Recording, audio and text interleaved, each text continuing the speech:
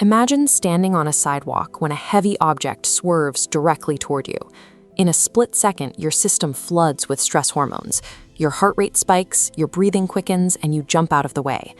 That is your biological fear response doing exactly what it evolved to do, keeping you alive in the face of immediate physical danger.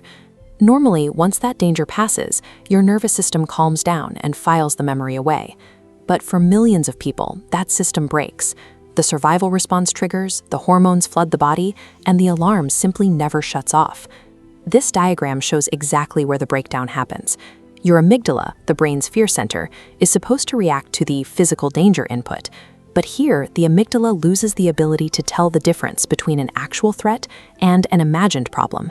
It misfires, routing a mundane worry into the exact same survival response channel meant to save you from a predator.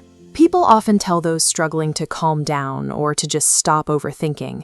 But an anxiety disorder is a genuine physical malfunction. Telling someone to shake it off is like telling someone with a broken leg to just walk normally. Your brain is treating everyday situations like emergencies. To understand how this works in practice, we have to look at how this exact same broken alarm disrupts the three main domains of daily life. The first domain is time. Generalized anxiety disorder turns normal worry into a constant alarm system aimed directly at the future. Everyone worries about money or relationships sometimes, but here, the brain processes completely mundane decisions, like whether to send a standard text message, as catastrophic events. Every choice feels like it could lead to disaster. Your body stays permanently tense to brace for an impact that never comes. Your shoulders ache, stomach hurts, and heart races. Mentally, your mind jumps from one fear to the next. You lie awake at night, frantically building worst-case scenarios out of events that haven't occurred and probably never will. You feel utterly exhausted because your nervous system is working overtime, defending you against a timeline of non-existent threats. The second domain is human connection. Social anxiety disorder happens when the survival alarm misfires against the human environment. Your brain treats a normal social setting like an active threat. Walking into a room full of people feels like stepping onto a stage where everyone is watching, judging, and waiting for you to publicly fail. The physical manifestations are extreme. Sweat soaks through your shirt, your hands tremble, and your heart pounds. Your body is deploying the exact same biological reaction it would use to fight off a wild predator, just to survive a conversation. You become so hyper-focused on monitoring your own physical reactions that you can't think clearly. Your mind goes completely blank, and you stumble over basic words. Long after the interaction ends, your brain replays the memory on a loop.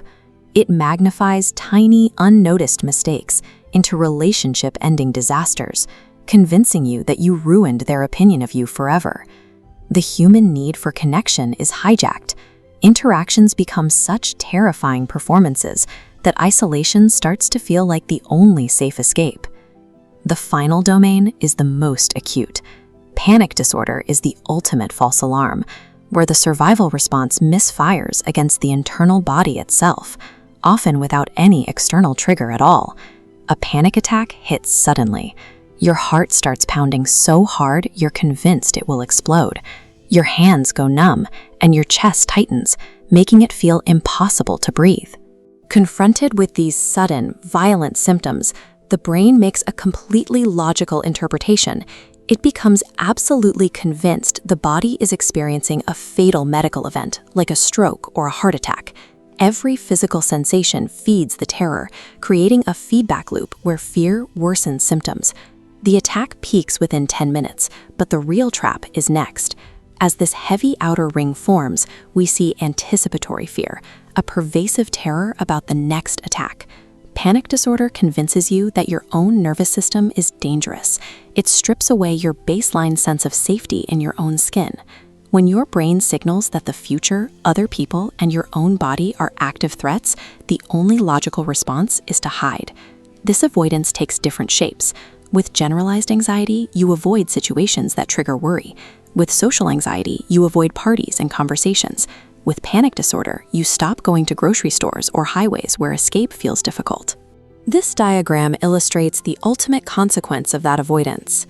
As you pull back from the future, society, and the self, your world begins to physically and socially contract, shrinking until it leaves you entirely isolated.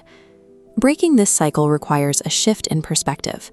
You have to recognize that these reactions are not character flaws or signs of weakness. They are biological false alarms. The physical terror you feel during an episode is completely real, but the imminent danger is an illusion.